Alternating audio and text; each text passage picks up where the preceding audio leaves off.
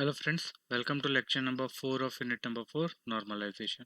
Myself Nikul Jaiswal, lecturer in computer engineering, Sri KJ Polytechnic, Bharuch. So let's have a quick recap of our previous lecture. So in the previous lecture we discussed the second normal form. So on normal form relation will be converted into the first normal form. So in the first normal form, in a relation there should not be any composite attribute or multivalued attribute, and we need to remove the composite attribute and multivalued attribute from a relation. Now that table will be passed to the second normal form and it will be tested for the criteria for the second normal form. So a relation R will be in the second normal form if it is in the first normal form and every non-prime attribute of a relation is fully functionally dependent on primary key. That means જેટલા પણ non prime attributes છે કે જે એવા attributes કે જે primary કીનો part નથી એવા બધા જ નોન કી એટ્રીબ્યુટ પ્રાઇમરી કી પર ફુલ્લી ફંક્શનલી ડિપેન્ડન્ટ હોવા જોઈએ. એનો મતલબ એવો થાય કે કોઈ પણ રિલેશનમાં જો પાર્શિયલ ફંક્શનલ ડિપેન્ડન્સી હોય તો એ સેકન્ડ નોર્મલ ફોર્મમાં ના કહેવાય. તો કોઈ પણ રિલેશન સેકન્ડ નોર્મલ ફોર્મમાં હોવા માટે first of all we need to remove the partial functional dependencies. Clear?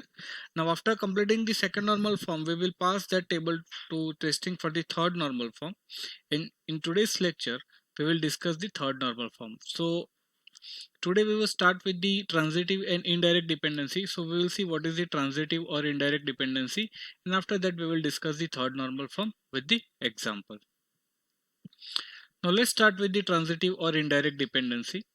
So consider a relation R with the attribute XYZ. So let's suppose કે આપણી પાસે કોઈ table R છે અને એમાં column છે XYZ. If Z is more dependent on Y than X and Y is directly dependent on X, then Z can be considered transitively or indirectly dependent on X. That means let's suppose કે આપણને કોઈ functional dependency આપેલી છે કે X determines Y and Y determines Z. તો એનો મતલબ શું થયો કે Z is more dependent on Y. પણ transitivity નો રૂલ શું કહે છે Armstrong axioms માં કે X determines Y and Y determines Z, then X determines Z. તો એવા કેસમાં X determines Z will be called as an indirect dependency. So if X determines Y and Y determines Z, then X determines Z is indirect dependency or transitive dependency. અને Armstrong axioms માં આ રૂલને પણ transitivity rule આપણે કહીએ છીએ. So આ કેસમાં શું છે કે X determines Y, that means Y ની વેલ્યુ X પર ડિપેન્ડન્ટ છે અને Z ની વેલ્યુ Y પર ડિપેન્ડન્ટ છે, બટ Z ની વેલ્યુ Y પર વધારે ડિપેન્ડન્ટ છે રેધર દેન X. એટલે Z ની વેલ્યુ X પર પણ ડિપેન્ડન્ટ છે પણ Y પર પણ ડિપેન્ડન્ટ છે, but it is more dependent on Y. That's why the X determines Z will be called as an indirect dependency. If Y determines Z is not present, then X determines Y and X determines Z is direct dependency.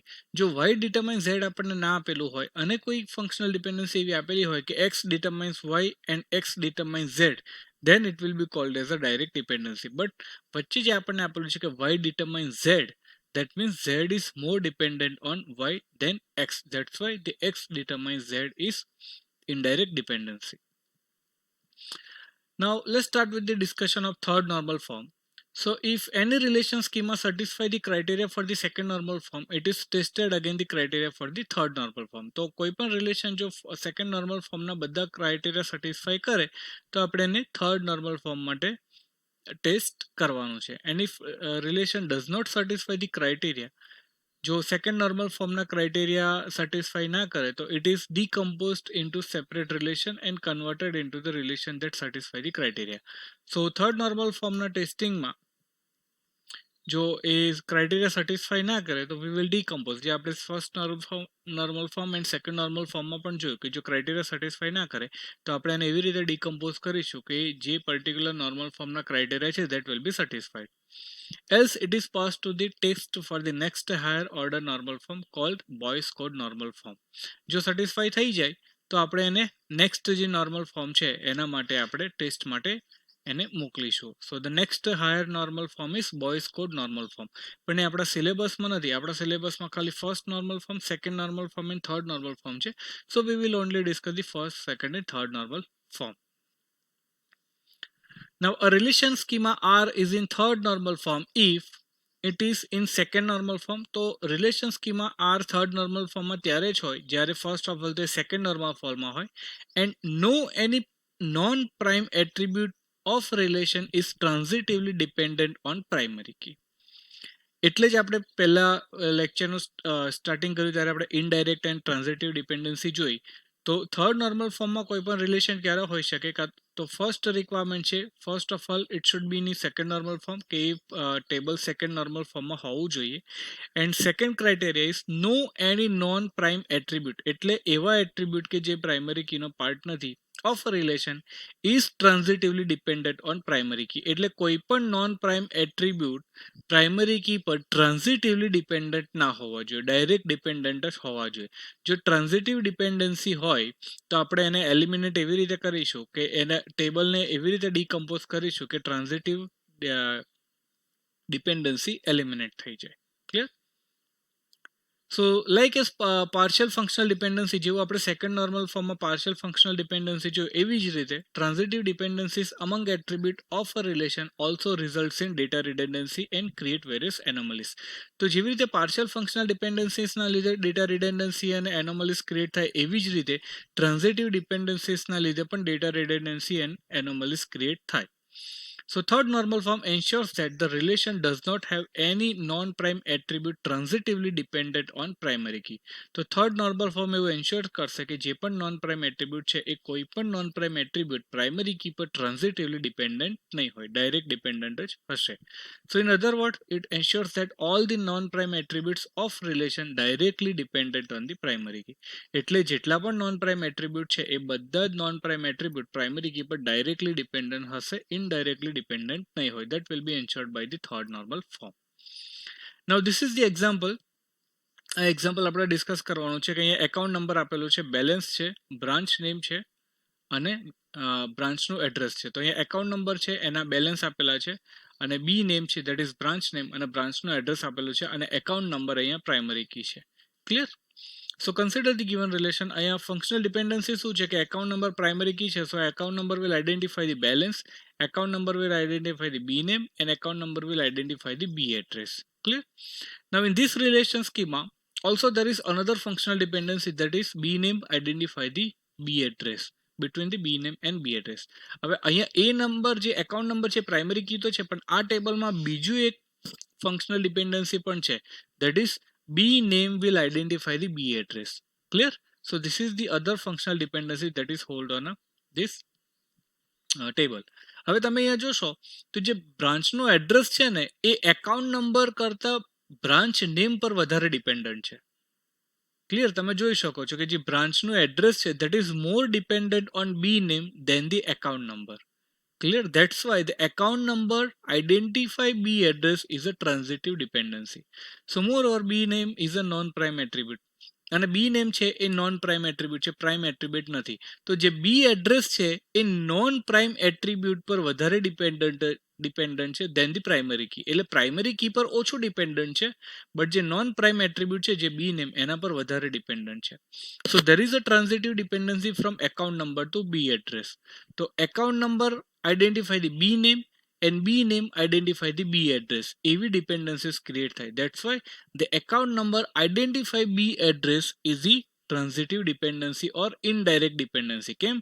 કારણ કે b address છે એ account number કરતા b name પર વધારે dependent છે. That's why the account number identify the b address is a transitive dependency. Such kind of transitive dependency results in data redundancy. So in this relation branch address will be stored repeatedly for each account. તો એ તમે જુઓ કે બી name વીવીએન માટે Vidyanagar branch છે, અહીં એવી રીતે વીવીએન માટે વિદ્યાનગર બ્રાન્ચ છે, કસદ માટે કરમસદ છે, અહીંયા પણ કસદ માટે કરમસદ લખેલું છે. એટલે આ જે ઇન્ફોર્મેશન છે એ રિપીટ થાય છે. So data redundancy will be created. હવે વિદ્યાનગર બ્રાન્ચનું એડ્રેસ ચેન્જ થાય, આ બી નેમનું જો એડ્રેસ ચેન્જ થાય અને આપણે જો એક જ જગ્યાએ એડ્રેસ ચેન્જ કરીએ અને બીજી જગ્યાએ કરવાનું રહી જાય તો so it will create the update anomaly. So along with data redundancy, transitive dependency are prone to various anomalies also. The possible update in certain delayed anomalies. So what if we want to add new branch without any account number? કોઈ account number વગર આપણે branch name add કરવો હોય તો કરી શકીએ? તો કે ના કરી શકાય. And what if we delete the record of A03 जो A03 નો રેકોર્ડ ડિલીટ કરી દઈએ તો આનંદ જે A and D branch name છે એનું એડ્રેસ આનંદ છે એ ઇન્ફોર્મેશન પણ અનઇન્ટેન્શનલી રિમૂવ થઈ જાય.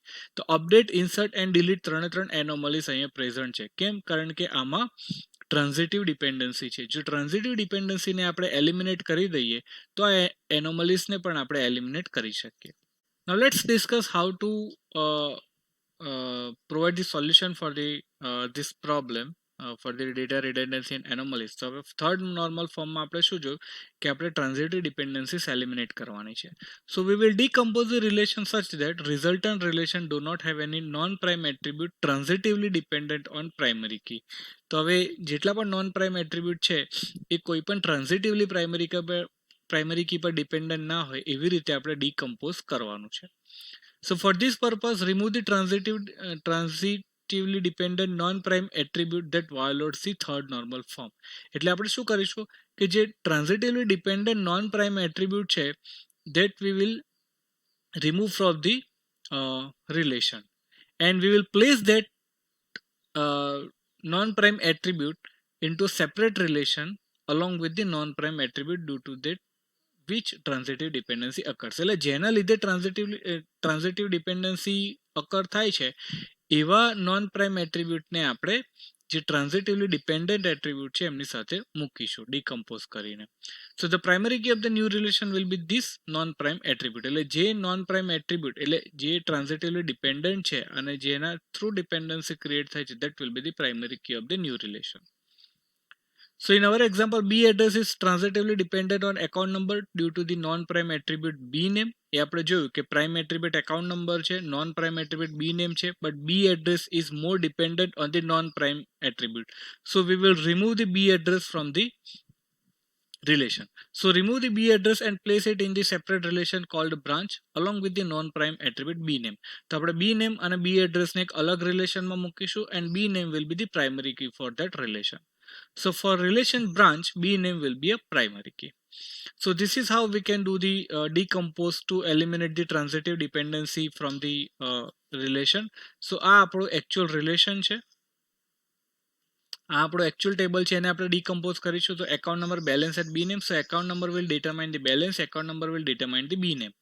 અને જે આ B address હતો તો B address was more dependent on the B name.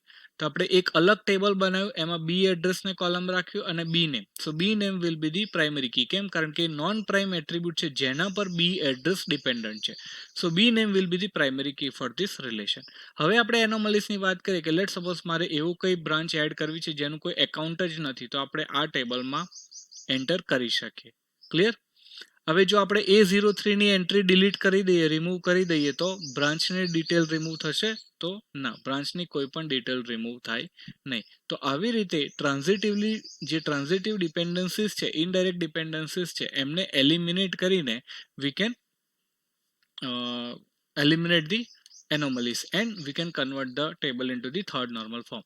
તો ક્યારે કોઈ પણ રિલેશન થર્ડ નોર્મલ ફોર્મમાં ક્યારે હોય કે જ્યારે એમાં કોઈ ટ્રાન્ઝિટિવ ડિપેન્ડન્સી હોય, ઇનડાયરેક્ટ ડિપેન્ડન્સી હોય અને એ ઇનડાયરેક્ટ ડિપેન્ડન્સીને આપણે રિમૂવ કરી દઈએ by the decomposition, then that relation will be in the third normal form.